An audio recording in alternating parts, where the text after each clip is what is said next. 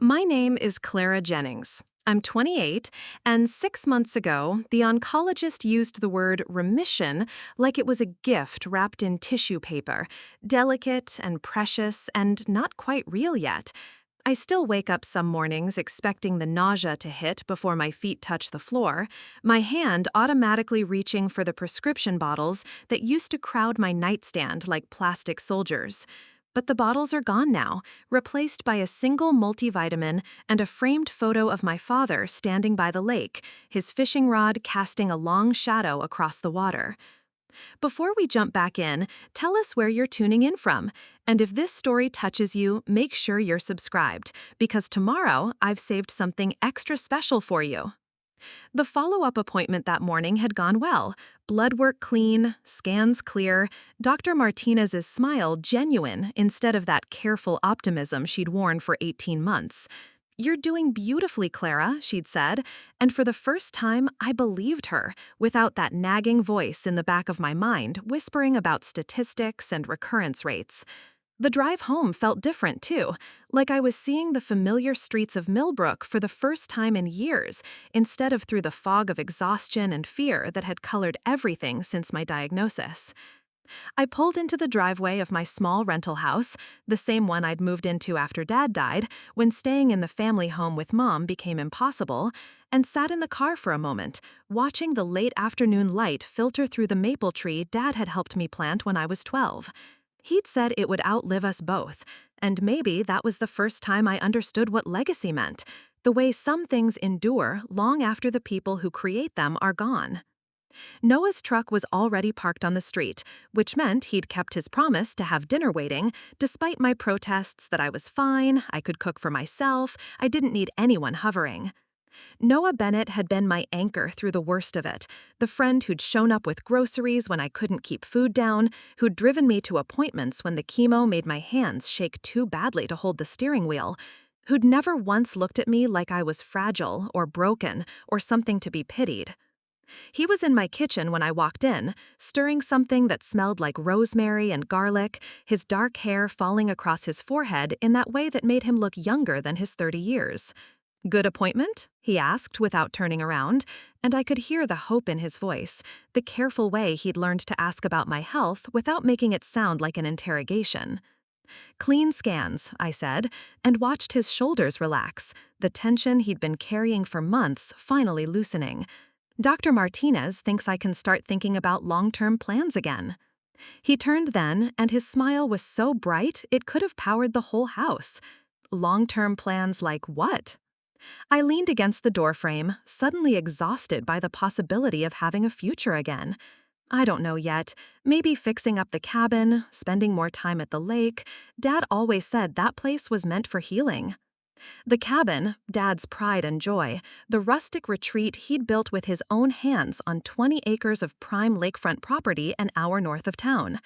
It had been his escape from the stress of running his construction business, the place where he'd taught me to fish and identify bird calls and appreciate the kind of silence you could only find in deep woods. After his heart attack 3 years ago, I'd inherited it along with a modest savings account and his collection of vintage fishing lures, much to Mom's obvious disappointment. She'd wanted the cash value, had suggested I sell it and split the proceeds with her and Rachel, but I couldn't bear the thought of strangers walking through Dad's sanctuary. "I think he'd like that," Noah said quietly, and I knew he was remembering Dad too.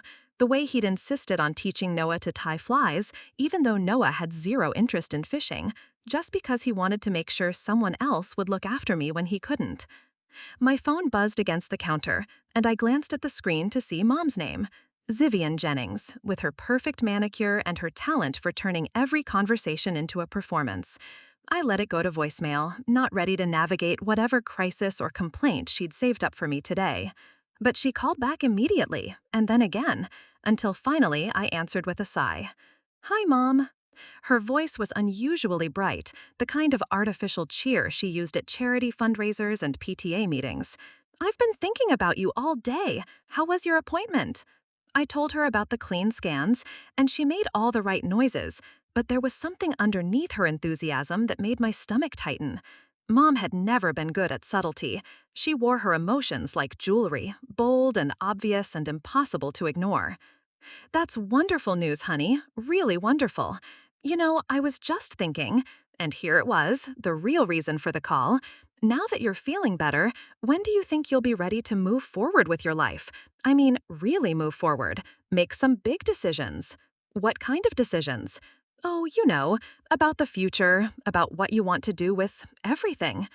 The pause was loaded, heavy with meaning I couldn't quite grasp. "I just think it's important not to let fear hold you back, you know? Your father wouldn't want you to cling to the past forever." Noah was watching me now, his expression shifting from happiness to concern as he read the tension in my face. I'd learned to trust his instincts about people, especially when it came to my family. "I'm not clinging to anything," I said carefully. "I'm just taking it one day at a time." Of course, of course. But eventually, you'll want to think bigger, right? About your future, about what really matters. Anyway, we should get together soon. Really sit down and talk. I have some ideas that might interest you." After I hung up, Noah set down his spoon and looked at me with the kind of serious expression that usually preceded difficult conversations. What was that about? "I have no idea," I said. But even as the words left my mouth, I felt a familiar unease settling in my chest. Mom had sounded almost excited, like she was planning something. And in my experience, Vivian Jennings' plans rarely worked out well for anyone but herself. The letter arrived on a Tuesday morning, innocuous among the stack of medical bills and grocery store circulars that had become my new normal.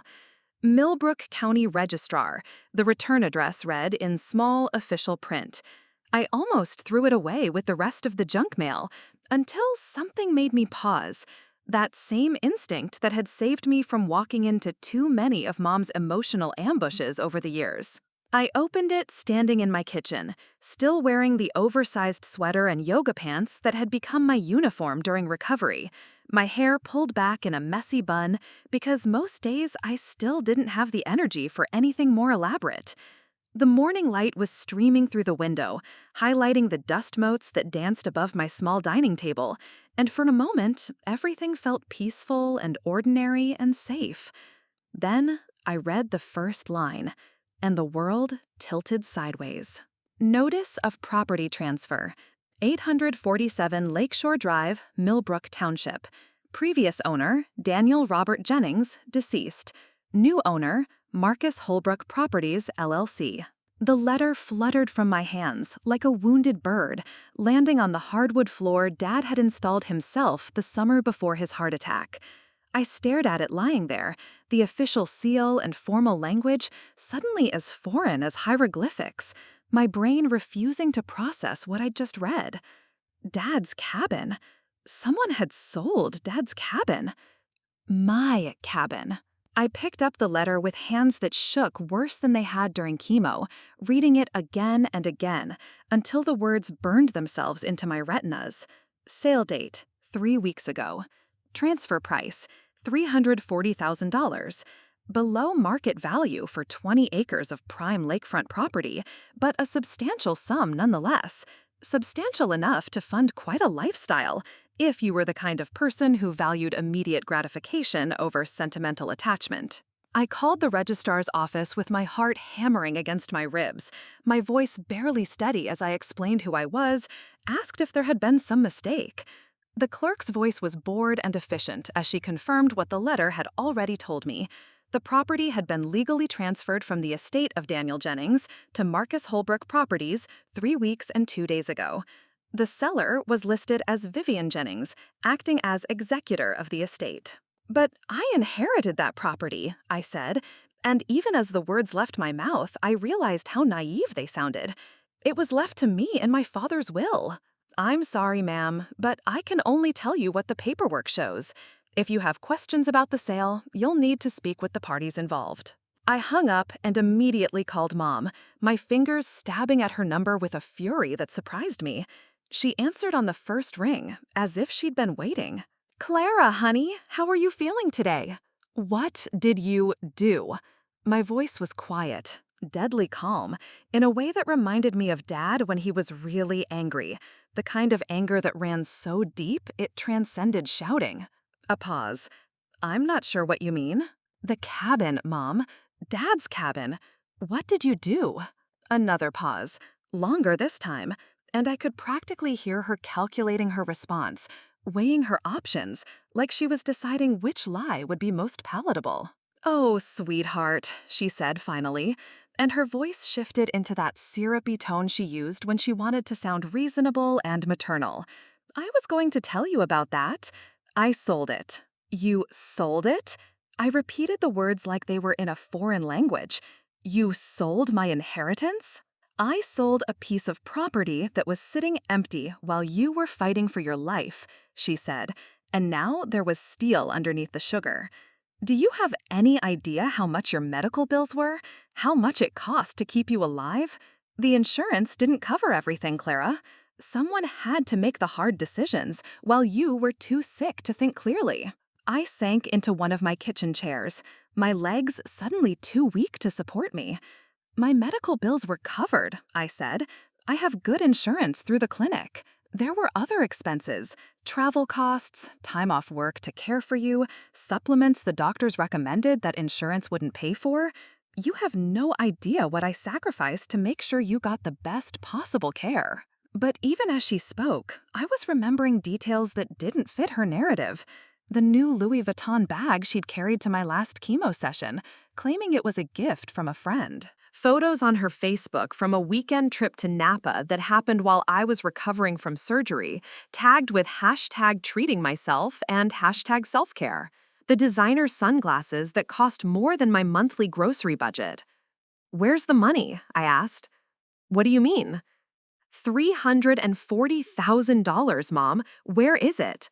It's being managed responsibly, she said, and I could hear the defensiveness creeping into her voice. Put into investments, savings accounts. I'm not some kind of criminal, Clara. I'm your mother. Everything I did was for the family. Then show me the statements. Show me where every penny went. The silence stretched between us like a taut wire, and I knew with absolute certainty that there were no statements, no responsible investments, no careful accounting of how my father's legacy had been spent.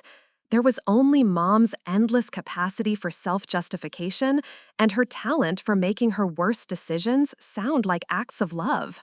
Preparing and narrating this story took us a lot of time, so if you are enjoying it, subscribe to our channel. It means a lot to us. Now back to the story. I don't like your tone, she said finally. I understand you're upset, but I won't be spoken to like I'm some kind of stranger who owes you an explanation. I'm your mother, and I made the best decision I could with the information I had. The best decision for who? For everyone, for the family. Your father left behind a lot of debt you didn't know about, expenses from his final illness that I shielded you from. The cabin was an asset we could use to clear the slate and start fresh. More lies, layered like paint over the truth. Dad had been meticulous about money, had left behind detailed financial records that I'd reviewed with his lawyer after the funeral. There had been no hidden debts, no surprise expenses, just a modest estate left to his daughter, the one he'd trusted to understand the value of what he'd built with his own hands. I want it back, I said. That's not possible. Then I want the money, all of it. Clara, honey, you're not thinking clearly. You're still recovering, still emotional. In a few months, when you're feeling stronger, you'll understand that I did what was best. I hung up on her, something I'd never done before in my entire life, and sat in my kitchen staring at the official letter that had destroyed my morning and possibly my future. The dust motes were still dancing in the sunlight, indifferent to the fact that my world had just collapsed around me. For the first time since my cancer diagnosis, I felt truly powerless. Not weak from treatment or frightened by uncertain outcomes, but completely, utterly helpless in the face of a betrayal so profound it left me breathless. My phone buzzed with a text from Mom. We need to talk face to face. This isn't how I wanted you to find out. Come for dinner Sunday and we'll discuss everything like adults. I turned off my phone and went back to bed, pulling the covers over my head like I was 12 years old again and trying to hide from the world. But unlike childhood fears, this nightmare was real, and no amount of hiding was going to make it disappear. I spent 3 days in a fog of disbelief and rage, moving through my small house like a ghost, picking up objects Dad had touched and setting them down again, as if I could somehow conjure him back through the accumulated weight of memory. Noah brought food I didn't eat and sat with me in silence when words felt too heavy, his presence the only thing anchoring me to sanity as I tried to process the magnitude of what Mom had done. Thursday afternoon, I was lying on my couch, staring at the ceiling, and contemplating whether I had the energy to shower when my phone rang. I almost didn't answer. 3 days of avoiding Mom's increasingly frantic calls had trained me to let everything go to voicemail, but something about the number looked familiar, professional rather than personal. Clara Jennings? The voice was calm, measured, with the kind of quiet authority that comes from years of handling other people's crises. "This is Ethan Cole. I was your father's attorney." I sat up so quickly my head spun, blood rushing from my extremities as if my body was preparing for flight or fight. Ethan Cole. I remembered him from the will reading, a thin man with kind eyes and careful hands who'd treated Dad's final wishes like sacred text, who'd spoken about the inheritance with the gravity of someone who understood what legacy really meant. "Mr. Cole," I managed, my voice rusty from 3 days of minimal use. "I'm sorry, I should have called you earlier, but I wasn't sure if you could help with—" "I heard about the property transfer," he said, cutting off my rambling with gentle efficiency. "I've been trying to reach you since Tuesday. We need to talk." Something in his tone made my chest tighten with hope I was afraid to acknowledge. About what? About the fact that your mother may not have had the legal authority to sell that cabin. "Can you come to my office? Today, if possible. There are some documents you need to see." I was in my car 20 minutes later, driving through Millbrook's tree-lined streets with my hands gripping the steering wheel so tightly my knuckles ached. Ethan's office was in one of the old Victorian houses downtown that had been converted into professional spaces, all dark wood and high ceilings, and the kind of dignified shabbiness that suggested competence without pretension. He was waiting for me in his book-lined office, a manila folder thick with papers centered on his desk like an offering.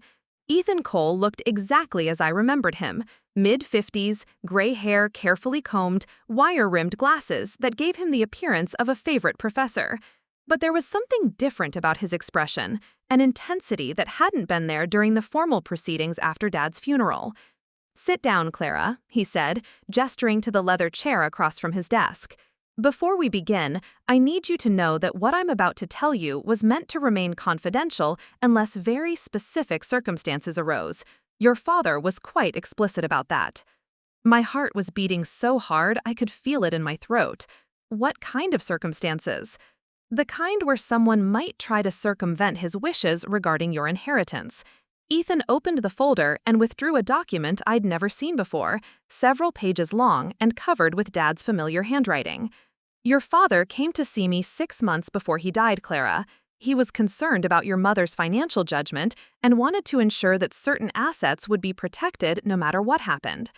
He handed me the document, and I recognized Dad's careful script immediately, the same methodical penmanship that had filled the margins of my childhood homework and left encouraging notes in my school lunchboxes. But this was different, urgent, almost desperate in its precision. What is this? A codicil to his will, a legal amendment that specifically places the lakeside property in an irrevocable trust with you as the sole beneficiary. It includes very clear language about who has the authority to sell it and under what circumstances. I stared at the pages, trying to make sense of the legal terminology, but the words seemed to swim before my eyes. I don't understand. If this exists, how could Mom sell the cabin? Because she either didn't know about it or she chose to ignore it. Ethan's voice was carefully neutral, but I could hear the disapproval underneath. The codicil was filed separately from the main will, with instructions that it only be revealed if someone attempted to dispose of the property without your explicit written consent. "She didn't have my consent," I said, and my voice sounded strange and far away. "I never agreed to sell anything." "I know." He leaned forward, his expression gentle but serious. "Clara, I need to ask you something, and I want you to think carefully before you answer. Did your mother ever present you with any documents to sign? Anything at all, even if she told you it was for medical purposes or insurance?" I shook my head slowly, trying to remember every interaction I'd had with Mom during the worst months of my treatment. No, nothing. I barely saw her, except for a few visits to the hospital. "Then she forged your signature, or she convinced the buyer that she had authority she didn't possess." His words were clinical, matter-of-fact, but they hit me like physical blows. Either way, the sale is invalid. The property is still legally yours. I stared at him, unable to process what he was telling me. "Are you saying I can get it back?" "I'm saying your father anticipated this exact scenario and took steps to protect you from it. He pulled another document from the folder, this one shorter, but stamped with official seals. He also left you this letter. He asked me to give it to you only if these circumstances arose." My hands shook as I took the envelope, my name written in Dad's careful script across the front. Inside was a single sheet of paper, and seeing his words again, words meant specifically for me, for this moment, made my eyes burn with tears I'd been holding back for days. "My dear Clara, if you're reading this, then I was right to worry about what might happen after I'm gone. I hope I'm wrong, but I know your mother well enough to prepare for the worst. The cabin isn't just property, sweetheart. It's a piece of my heart, and I'm trusting you to keep it safe, not because I don't love your mother and sister, but because I know you understand what it means. You've always understood that some things are worth more than their price tag. Don't let anyone make you feel guilty for fighting for what's yours. Don't let them tell you it's just money or just land. It's your legacy, your refuge, your proof that love can outlast death if we're careful about how we build it. Ethan will help you. Trust him the way I trusted him. And remember, you're stronger than you know, braver than you feel, and more loved than you can imagine. All my love, Dad." I was crying by the time I finished reading, tears dropping onto the paper and smudging Dad's ink. But for the first time in 3 days, they weren't tears of despair. They were tears of relief, of gratitude, of the overwhelming recognition that even in death, my father was still looking out for me. "What do I do now?" I asked Ethan, my voice thick with emotion. He smiled, the first real smile I'd seen from him. "Now we get your cabin back, and we make sure your mother understands that your father's wishes aren't suggestions, they're legally binding requirements." As I left his office with the documents carefully tucked in my purse, I felt something I hadn't experienced since before my diagnosis, the solid, unshakable certainty that I was not alone. Dad's love had reached across the divide between life and death to protect me, and for the first time since I'd gotten that devastating letter, I believed I was going to be okay. More than okay. I was going to fight, and I was going to win. Ethan's office felt different the second time I visited, less like a formal legal space and more like a war room where we were planning a careful campaign. He'd cleared his desk of everything except Dad's files, manila folders arranged in chronological order like stepping stones leading back through time to the moment my father had realized he needed to protect me from my own family. "Your father was meticulous," Ethan said, settling into his chair with a coffee mug that read "World's Most Adequate Lawyer," a gift from his daughter, he'd explained with obvious pride. "He kept detailed records of every financial decision, every conversation with your mother about money, every concern he had about the future." He opened the thickest folder and withdrew a leather-bound journal I'd never seen before, its edges worn smooth by Dad's hands. "He started this about a year before his death, when your mother's spending began to worry him. He asked me to keep it here, said he didn't want it found accidentally." My fingers trembled as I took the journal, recognizing Dad's careful handwriting on the first page. The date was 18 months before his heart attack, and his words were measured, thoughtful, tinged with the kind of sadness that comes from watching someone you love make destructive choices. "Vivian bought another handbag today, $800 for something to carry her wallet and phone. When I asked about it, she said it was an investment piece, something that would hold its value. But she said the same thing about the last 3 bags, and I found 2 of them at the consignment shop downtown with the tags still on. I flipped through pages filled with similar observations, Dad's growing concern documented in his methodical way. Dinners at expensive restaurants when they'd agreed to save money. A weekend spa retreat that cost more than most people's monthly mortgage. Credit card statements that never seemed to shrink despite his efforts to pay them down. He loved her, Ethan said quietly, watching me read, but he wasn't naive about who she was. Look at the entry from March 15th. I found the date and read aloud. Clara called today to tell me about her diagnosis. I've never heard my daughter sound so scared, so small. All I want to do is drive down there and hold her until she feels safe again. But I keep thinking about the bills this will generate, the stress it will put on everyone, and I can't stop worrying about what Vivian might do if she gets desperate for money. She's never understood that some things can't be replaced once they're gone. My throat constricted as I continued reading. I need to make sure the cabin stays with Clara no matter what happens to me. It's the only place she's ever felt completely at peace, and if this cancer treatment is as brutal as the doctors say, she's going to need that peace more than ever. Vivian will try to sell it. She's never understood why I built it, never appreciated what it represents. But Clara gets it. She knows it's not about the money. He came to see me the next week, Ethan said. That's when we drafted the codicil. He was very specific about the circumstances that would trigger its revelation. I closed the journal, overwhelmed by the weight of Dad's foresight, his protective love reaching across time to shield me from exactly what had happened. What else is in here? Ethan pulled out a manila envelope sealed with tape, Dad's signature scrawled across the seal. Financial records showing your mother's spending patterns over the last 5 years, credit card statements, loan applications she made without his knowledge, receipts for purchases she hid from him. He documented everything. The numbers were staggering. Thousands of dollars charged to cards Dad thought had been canceled, a personal loan taken out against their house that he'd discovered only by accident, shopping sprees that coincided with his business trips, as if she'd been waiting for him to leave town before indulging her worst impulses. Why didn't he leave her? I asked, though part of me already knew the answer. Same reason most people stay in difficult marriages, Ethan said. Love, hope, the belief that things might change, and responsibility for his daughters. He didn't want to put you and Rachel through a divorce on top of everything else. I thought about the last conversation I'd had with Dad before his heart attack, how he'd asked about my job, my health, my plans for the future with an intensity that seemed unusual at the time. I'd attributed it to normal parental worry, but now I realized he'd been trying to assess my stability, my readiness to handle what he suspected was coming. What happens now? I asked. What are our legal options? Ethan leaned back in his chair, his expression shifting from empathetic to professional. The codicil invalidates the sale, but getting the property back won't be simple. Marcus Holbrook Properties is a legitimate development company. They likely bought in good faith, believing your mother had the authority to sell. We'll need to prove fraud, which means documenting that she either forged your signature or misrepresented her authority.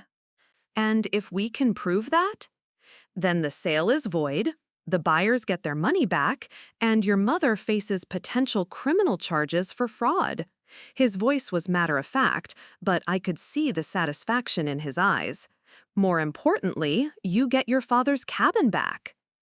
I spent another hour in his office, reviewing documents and strategies, feeling more grounded with each page we examined. Dad's careful documentation was like armor, protecting me from the guilt and manipulation I knew Mom would deploy once she realized I was fighting back. As I prepared to leave, Ethan handed me a copy of everything. Take these home, read through them when you're ready. And Clara, your father was right to trust you with this. You're stronger than you know. Driving home, I felt Dad's presence in the passenger seat, his quiet approval warming me like sunlight through the windshield. He'd known this day would come, had prepared for it with the same methodical care he'd brought to everything important in his life. And now it was my turn to honor that preparation, to prove worthy of the trust he'd placed in me. For the first time since receiving that devastating letter from the county registrar, I felt ready for whatever came next. The text from Mom arrived on Friday morning, casual and innocent as a snake in tall grass. Family dinner Sunday at 2. We need to discuss Clara's situation like adults. Don't bring Noah. This is family only. I should have known it was a trap, should have recognized the careful phrasing, the way she'd made it sound like my situation was a problem that needed solving rather than a crime that needed addressing. But part of me, the part that still remembered being 7 years old and desperate for her approval, wanted to believe that maybe, finally, she was ready to acknowledge what she'd done and make it right. I arrived at the family house on Maple Street exactly on time, my copies of Dad's documents in a manila folder tucked under my arm like a shield. The house looked the same as always, white colonial with black shutters, the kind of picture-perfect facade that Mom had always been so good at maintaining. But something felt different as I walked up the front steps, an electric tension that made the hair on my arm stand up. Mom opened the door wearing her church dress and the smile she reserved for people she was about to disappoint. "Clara, sweetheart, come in, come in. Everyone's waiting." Everyone. The word should have been my first warning, but I was already stepping into the foyer, already committed to whatever performance she'd choreographed. The living room had been rearranged, the furniture positioned like a courtroom, with 2 wingback chairs facing the couch where Rachel sat perched like an anxious bird, her hands folded in her lap and her eyes fixed on the coffee table. But it was the 2 men in expensive suits standing by the fireplace that made my stomach drop. Their professional smiles and leather briefcases screaming corporate lawyer in a way that transformed my childhood home into enemy territory. "Gabrielle," Mom said, using my full name like she was introducing me at a business meeting, "I'd like you to meet our family advisors, Mr. Peterson and Mr. Walsh. They're here to help us resolve this unfortunate misunderstanding." Mr. Peterson stepped forward first, extending a manicured hand that felt cold and slightly damp. "Miss Jennings, we understand you've been under tremendous stress lately. Cancer treatment, financial pressures. It's completely understandable that you might feel confused about certain legal matters." The patronizing tone made my teeth clench, but I forced myself to remain calm, to channel Dad's quiet dignity instead of giving in to the rage building in my chest. "I'm not confused about anything." "Of course," Mr. Walsh chimed in, his smile as fake as a politician's promise. "But these estate matters can be quite complex, especially when emotions are involved. We're here to clarify the situation and find a solution that works for everyone." Mom gestured to the single empty chair, positioned directly across from their little tribunal, and I realized with a crystal clear moment of recognition that this wasn't a family meeting. It was an ambush, designed to pressure me into surrendering without a fight. "Please sit," Mom said, her voice honey-sweet but her eyes hard as diamonds. Instead of sitting, I set my manila folder on the coffee table with deliberate precision, the sound of papers rustling like a warning shot. "Before we discuss anything, I'd like to know who's paying these gentlemen's fees." The silence that followed was deafening. Rachel's face went pale, and the 2 lawyers exchanged a glance that confirmed what I'd already suspected. Mom had hired them with money that should have been mine, using the proceeds from Dad's cabin to fund her own legal defense. "That's not important right now," Mr. Peterson said smoothly. "What matters is finding a resolution that protects everyone's interests." "Everyone's," I repeated, my voice deadly quiet. Interesting phrase, because from where I'm standing, it looks like you're only protecting one person's interests, and it's not mine. Mom's mask slipped slightly, irritation flickering across her features like a briefly opened door. "Clara, honey, you're being dramatic. We're all here because we love you and want what's best for you." "And if we can prove that? Then the sale is void, the buyers get their money back, and your mother faces potential criminal charges for fraud." His voice was matter-of-fact, but I could see the satisfaction in his eyes. "More importantly, you get your father's cabin back." I spent another hour in his office, reviewing documents and strategies, feeling more grounded with each page we examined. Dad's careful documentation was like armor, protecting me from the guilt and manipulation I knew Mom would deploy once she realized I was fighting back. As I prepared to leave, Ethan handed me a copy of everything. Take these home, read through them when you're ready.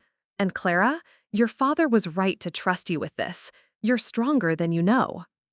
Driving home, I felt Dad's presence in the passenger seat, his quiet approval warming me like sunlight through the windshield.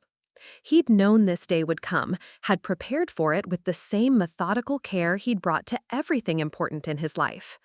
And now it was my turn to honor that preparation, to prove worthy of the trust he'd placed in me. For the first time since receiving that devastating letter from the county registrar, I felt ready for whatever came next. The text from Mom arrived on Friday morning, casual and innocent as a snake in tall grass. Family dinner Sunday at 2. We need to discuss Clara's situation like adults. Don't bring Noah. This is family only. I should have known it was a trap, should have recognized the careful phrasing, the way she made it sound like my situation was a problem that needed solving rather than a crime that needed addressing. But part of me, the part that still remembered being 7 years old and desperate for her approval, wanted to believe that maybe, finally, she was ready to acknowledge what she'd done and make it right. I arrived at the family house on Maple Street exactly on time, my copies of Dad's documents in a manila folder tucked under my arm like a shield. The house looked the same as always, white colonial with black shutters, the kind of picture-perfect facade that Mom had always been so good at maintaining. But something felt different as I walked up the front steps, an electric tension that made the hair on my arm stand up. Mom opened the door wearing her church dress and the smile she reserved for people she was about to disappoint. "Clara, sweetheart, come in, come in. Everyone's waiting." Everyone. The word should have been my first warning, but I was already stepping into the foyer, already committed to whatever performance she'd choreographed. The living room had been rearranged, the furniture positioned like a courtroom, with 2 wingback chairs facing the couch, where Rachel sat perched like an anxious bird, her hands folded in her lap and her eyes fixed on the coffee table. But it was the 2 men in expensive suits standing by the fireplace that made my stomach drop, their professional smiles and leather briefcases screaming corporate lawyer in a way that transformed my childhood home into enemy territory. "Gabrielle," Mom said, using my full name like she was introducing me at a business meeting, "I'd like you to meet our family advisors, Mr. Peterson and Mr. Walsh. They're here to help us resolve this unfortunate misunderstanding." Mr. Peterson stepped forward first, extending a manicured hand that felt cold and slightly damp. "Miss Jennings, we understand you've been under tremendous stress lately. Cancer treatment, financial pressures. It's completely understandable that you might feel confused about certain legal matters." The patronizing tone made my teeth clench, but I forced myself to remain calm, to channel Dad's quiet dignity instead of giving in to the rage building in my chest. "I'm not confused about anything." "Of course not," Mr. Walsh chimed in, his smile as fake as a politician's promise. "But these estate matters can be quite complex, especially when emotions are involved. We're here to help clarify the situation and find a solution that works for everyone." Mom gestured to the single empty chair, positioned directly across from their little tribunal, and I realized with a crystal-clear moment of recognition that this wasn't a family meeting. It was an ambush, designed to pressure me into surrendering without a fight. "Please, sit," Mom said, her voice honey-sweet but her eyes hard as diamonds. Instead of sitting, I set my manila folder on the coffee table with deliberate precision, the sound of papers rustling like a warning shot. "Before we discuss anything, I'd like to know who's paying these gentlemen's fees." The silence that followed was deafening. Rachel's face went pale, and the 2 lawyers exchanged a glance that confirmed what I'd already suspected. Mom had hired them with money that should have been mine, using the proceeds from Dad's cabin to fund her own legal defense. That's not important right now, Mr. Peterson said smoothly. What matters is finding a resolution that protects everyone's interests. Everyone's interests, I repeated, my voice deadly quiet. Interesting phrase, because from where I'm standing, it looks like you're only protecting one person's interests, and it's not mine. Mom's mask slipped slightly, irritation flickering across her features like a briefly opened door. Clara, honey, you're being dramatic. We're all here because we love you and want what's best for you. I stared at the receipt, the numbers swimming before my eyes. $15,000 on jewelry, while she'd claimed to be struggling with my medical bills, while she'd justified stealing my inheritance as a financial necessity. There's more, Rachel whispered. I went through her credit card statements, the ones she left on the kitchen counter.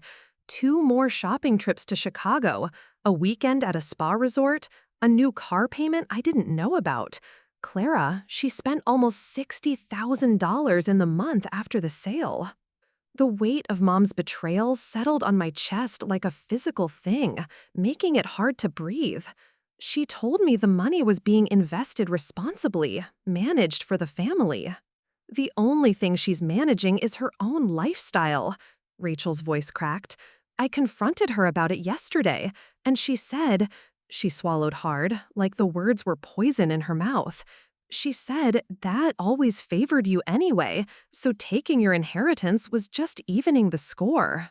We sat in silence for a moment, the truth hanging between us like a toxic cloud. Mom hadn't just stolen from me out of desperation or misguided love. She'd done it out of spite, out of a resentment that had been festering for years. I'm scared, Rachel admitted. She's been my whole world for so long. I don't know how to exist without her approval. But watching her plan that ambush on Sunday, seeing how cold she was when she talked about you, I realized I don't know who she really is. I reached across the space between us and took her hand, feeling how cold her fingers were. She's still our mother, Rachel, but that doesn't mean we have to enable her destructive choices. What are you going to do? About the cabin, I mean. I'm going to get it back, I said simply. Dad left me the legal tools to do it, and I'm going to use them. Rachel nodded slowly, like she was processing something she'd never considered before. Would you let me help? I know I don't deserve it after Sunday, but I want to make this right somehow. Looking at my sister, really looking at her for maybe the first time in years, I saw something I'd never noticed before. She was as much a victim of Mom's manipulations as I was, just playing a different role in the same toxic drama. Mom had groomed her to be the compliant daughter, the one who never questioned or challenged, and now that facade was cracking to reveal the confused, frightened young woman underneath. I might need a witness, I said carefully. Someone who can testify about Mom's spending, her state of mind when she made the decision to sell. I'll do it, Rachel said immediately. Whatever you need. I'm done pretending that what she did was okay. After she left, I sat in my kitchen with Dad's journal open in front of me, reading his worried observations about family dynamics, money, and the choices people make when they think no one is watching. He'd been right about so much, had seen this betrayal coming from miles away. But I don't think even he had anticipated how completely Mom's actions would fracture our family, or how that fracturing might ultimately lead to something stronger and more honest than what we'd had before. For the first time since this nightmare began, I didn't feel like I was fighting alone. The drive to the cabin took 47 minutes through winding country roads that still knew Dad's truck, still remembered the weight of his tires on their worn asphalt. I'd made this trip hundreds of times as a child, bouncing in the passenger seat while Dad pointed out landmarks and told stories about the families who'd farmed this land for generations. Now I was making it alone, my hands gripping the steering wheel like an anchor as I tried to prepare myself for whatever I might find. The property was exactly as I remembered and completely changed at the same time, like seeing a beloved photograph that had been altered in ways too subtle to name but too significant to ignore. The gravel driveway still curved through a stand of white pines that Dad had planted when I was 5, but there were fresh tire tracks in the gravel, evidence of strangers who'd walked through his sanctuary with measuring tapes and calculators, reducing 20 years of sweat and love to square footage and market comparables. I parked where Dad always had, in the clearing beside the workshop he'd built with salvaged lumber and stubborn determination. The cabin looked smaller than I remembered, more vulnerable somehow, its cedar siding weathered silver gray, and its green metal roof wearing a light coating of pine needles like a blanket. But it was still standing, still solid, still radiating the quiet peace that had made this place Dad's refuge from a world that demanded too much and gave too little in return. The key was where it had always been, hidden under the loose board on the front porch that only Dad and I knew about. My fingers remembered the exact spot without conscious thought, muscle memory guiding me to the hiding place that had survived countless childhood games of hide-and-seek and teenage escapes from family drama. Inside, the cabin felt like a held breath, everything exactly as Dad had left it, but somehow waiting, expectant. The fishing rods still hung on their pegs by the door, organized by length and purpose with the same methodical care he'd brought to everything. His favorite chair still faced the stone fireplace he'd built rock by rock, hauling each stone up from the lake during the summer I turned 13, and complained about helping, but secretly loved the feeling of building something permanent together. I walked through the small rooms like a ghost, revisiting her own life, touching surfaces that still held the impression of Dad's hands, breathing air that still carried the faint scent of the pine soap he'd used and the coffee he'd brewed every morning before dawn. In the bedroom, his reading glasses still sat on the nightstand beside a dog-eared copy of Field and Stream, marking the last article he'd read before his final trip home. But it was the kitchen that broke me open, the sight of his coffee mug still sitting in the sink, unwashed and waiting for a morning that would never come. I picked it up with shaking hands, remembering how he'd held it cupped between his palms on cold mornings, the steam rising like incense between us as we planned our day in comfortable silence. "This place is yours now, Clara," his voice said in my memory, so clear I spun around expecting to see him standing behind me. "Not because you earned it or because I owe it to you, but because you understand what it means. You know it's not about owning something. It's about protecting something." I found his final journal hidden where I'd somehow known it would be, in the loose floorboard beside the fireplace that he'd shown me when I was 10 and sworn me to secrecy about. The hiding place for important things, he said, things that needed to survive even if everything else was lost. The journal was newer than the one Ethan had shown me, its pages filled with entries from the last 6 months of Dad's life. But these weren't worried observations about Mom's spending or legal strategies to protect my inheritance. These were love letters, to the cabin, to the lake, to the life he'd built here away from the complications of town and family and the weight of other people's expectations. "Clara came up yesterday, and we rebuilt the dock stairs," one entry read. "She didn't complain once about the mosquitoes or the heat, just worked beside me like she's done since she was old enough to hold a hammer. Watching her measure twice and cut once, seeing how she approaches every task with the same careful attention I tried to teach her, I know this place will be safe with her. She gets it in a way the others never will." Another entry, dated just 2 weeks before his heart attack. "The cancer is going to be hard on her, harder than she knows. But she's strong, stronger than Vivian ever was, stronger than she believes she is. When the treatment is over and she needs a place to heal, really heal, this is where she'll come. This is where she'll remember who she is underneath all the fear and exhaustion." I was crying by the time I finished reading, but they weren't the desperate tears of loss and betrayal that had consumed me since Mom's betrayal. These were cleaner somehow, like rain washing dust from windows, leaving everything clearer and brighter than before. Walking down to the lake as the sun began to set, I understood for the first time that this fight wasn't really about money or property or even family loyalty. It was about honoring the faith Dad had placed in me, proving worthy of the trust he'd invested in a scared little girl who'd grown into a woman strong enough to protect what mattered. The water was still and dark, reflecting the first stars like scattered diamonds, and I could feel Dad's presence in the evening breeze that rustled the pine needles above my head. He'd been right about so many things. about Mom's resentment, about the need to protect this place, about my own capacity for strength when everything seemed lost. Standing there in the gathering darkness, surrounded by the peace he'd built with his own hands, I made a promise to the memory that seemed to hover just beyond the reach of sight. I would fight for this place, not just because it was mine by right, but because it was his gift to me, his way of ensuring that love could outlast death if we were brave enough to defend it.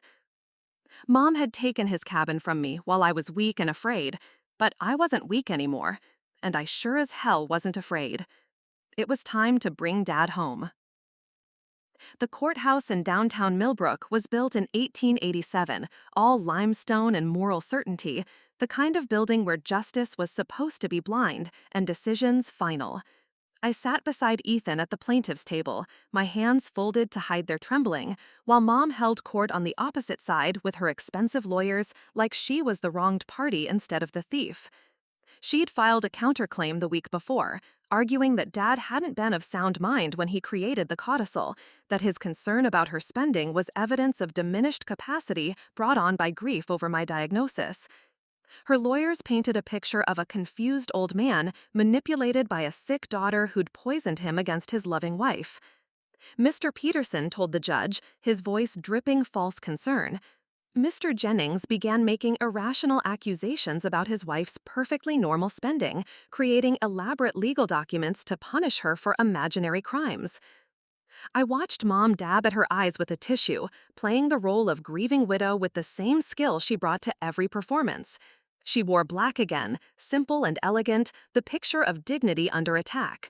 Only I could see the Cartier bracelet glinting beneath her sleeve, $15,000 of evidence wrapped around her wrist like a confession. When Ethan presented Dad's medical records showing perfect cognitive function right up until his death, Mom's mask slipped slightly. When he displayed bank statements documenting her secret spending, her jaw tightened. But it was Rachel's testimony that shattered her completely. My sister walked to the witness stand with quiet dignity, wearing a simple blue dress that made her look older, more serious. She'd lost weight in the weeks since our conversation, stress carving new angles into her face, but her voice was steady as she raised her right hand. "She told me it was evening the score," Rachel said, when asked about Mom's motivations. "She said Dad always favored Clara, so taking the inheritance was just balancing things out. She wasn't protecting anyone, she was getting revenge." Mom's face went white, then red, her composure finally cracking as she watched her golden child choose truth over loyalty. "You ungrateful little," she started before her lawyer grabbed her arm. But it was too late. The judge had seen behind the mask, witnessed the rage that drove everything Mom did. When he declared the sale void and ordered the property returned to me, Mom stormed out without a word, her heels echoing through the courthouse like gunshots. Standing on the courthouse steps afterward, I felt lighter than I had in months. Dad's cabin was coming home, and so was I. Mom didn't speak to me for 3 months after the court ruling, which turned out to be the most peaceful 3 months I'd had in years. No manipulative phone calls, no guilt-laden texts, no surprise visits designed to make me question my own reality. Just silence, blessed and complete, while lawyers handled the logistics of unwinding her fraudulent sale and restoring my rightful ownership. Marcus Holbrook Properties took the news better than expected. Apparently, they'd had doubts about the transaction from the beginning, red flags about Mom's eagerness to sell below market value and her reluctance to provide certain documents. They got their money back, plus interest for their trouble, and I got my father's sanctuary returned intact. Rachel and I met for coffee the week after the trial, both of us still processing what had happened, still learning how to be sisters without Mom's manipulation poisoning every interaction. She looked different somehow, lighter but also more fragile, like someone recovering from a long illness. "I keep waiting for her to call," Rachel admitted, stirring sugar into her latte with nervous fingers. "Part of me wants her to, even though I know nothing's really changed." "She'll call when she needs something," I said, not unkindly. "That's who she is, but you don't have to answer." "I don't know how to do this, how to have a family without her controlling everything." Her voice was small, uncertain. "What if I'm more like her than I want to admit?" I reached across the table and squeezed her hand. You stood up in court and told the truth when it mattered. That's not something she would have done. Noah had been my constant throughout the legal battle, bringing dinner when I forgot to eat, listening when I needed to vent, celebrating small victories with the enthusiasm of someone who genuinely cared about my happiness. The night we got the cabin back, he helped me plan the restoration, sketching ideas on napkins and dreaming out loud about what the place could become. Your dad would love this, he said, studying my plans for a memorial garden by the lake. He always said that place was meant for healing. I started spending weekends at the cabin, cleaning and painting and slowly erasing the smell of strangers from rooms that had been violated by their presence. Each small repair felt like an act of reclamation, a way of making the space mine again instead of just legally mine. The first time I successfully started the old generator Dad had installed, the lights flickering to life in rooms that had been dark too long, I felt him smiling somewhere beyond sight. This was what he'd wanted. Not just for me to inherit his property, but to claim it, to make it truly my own through sweat and stubbornness and love. By autumn, the cabin felt like home again. 1 year later, I stood by the lake watching Noah adjust the wooden sign we just installed, Jennings Retreat Center, a place for healing. The letters were carved deep into cedar planks Dad would have approved of, weathered enough to look established, but fresh enough to promise new beginnings. The retreat center had been Dad's dream, something he'd mentioned in passing during our last conversation, but never had the chance to develop. A place where people recovering from serious illness could find peace and community, where the healing power of quiet water and deep woods could work its slow magic on broken spirits. The first group would arrive next month, 8 cancer survivors looking for a place to process their experiences, away from the well-meaning but exhausting sympathy of friends and family. I designed the program myself, drawing on my own journey from diagnosis through treatment to whatever this new phase of life was called. Rachel had surprised me by volunteering to help with the administrative side, her natural organizational skills finally finding a purpose that felt meaningful. She'd moved out of Mom's house, gotten her own apartment, started therapy to untangle 26 years of conditional love and carefully managed expectations. Any word from her? Rachel asked, joining me by the water as Noah headed back to his truck for more supplies. I shook my head. Mom had maintained her silence for the full year, though mutual friends reported sightings of her at various social events, still playing the role of tragic widow when it suited her purposes. She'd had to sell the family house to pay her legal fees and settle the debts her spending spree had generated, moving to a smaller place across town where she could nurse her grievances in private. I don't miss the drama, I said, and realized I meant it. I missed having a mother, but I never really had one anyway. I had a woman who gave birth to me and spent the next 28 years trying to make me pay for the inconvenience. We'd built the memorial garden exactly where Dad used to sit with his morning coffee, a small grove of native plants surrounding a simple stone bench with his name and dates carved into the backrest.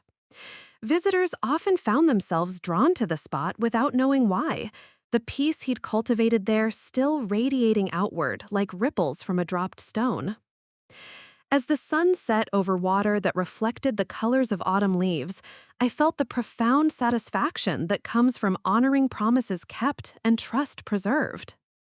Dad had been right to believe in me, right to trust that I would protect what mattered and find a way to share its healing power with others who needed it. I'd inherited more than property from my father.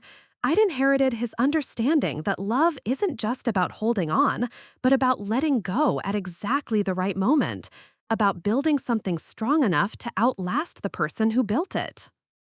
The retreat center would help dozens of people find their way back to themselves, just as this place had helped me find mine. That was the real legacy, the one no amount of manipulation or legal maneuvering could ever steal. That was what it meant to win. 3 years after the court battle, I received an unexpected visitor on a crisp October morning. I was working in the garden behind the main cabin, deadheading the last roses before winter, when I heard footsteps on the gravel path.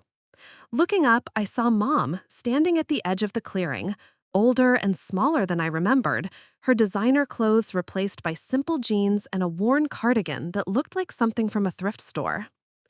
"Hello, Clara," she said, her voice lacking the commanding presence that had once made me feel like a child called to account for some unnamed transgression. I stood slowly, wiping soil from my hands on my apron, taking in the changes that 3 years had carved into her face. The arrogance was gone, replaced by something that might have been humility if I'd believed she was capable of genuine change. Mom, I didn't ask what she wanted or why she'd come. After everything that had happened, the burden of explanation was hers to carry. I heard about the retreat center, she said, glancing toward the main building where guests were gathering for the morning meditation session Noah led twice a week. People in town talk about it. They say it's helping a lot of folks. It is. She was quiet for a long moment, her eyes fixed on the memorial garden where Dad's bench sat surrounded by the late-season blooms he would have loved. He would be proud of you. The admission seemed to cost her something, and I found myself feeling an unexpected pang of sympathy for this woman who had once been my mother before becoming my adversary. He always believed this place could heal people. I'm just carrying out his vision. I know I have no right to ask, she continued, her voice barely above a whisper, but I wanted you to know that I understand now what I took from you. Not just the cabin or the money, but the peace you needed to heal. I was angry and jealous, and I took it out on you when you were at your weakest. I studied her face, looking for the manipulation I'd learned to expect, but finding only exhaustion and what appeared to be genuine remorse. What changed? Losing everything, she said simply.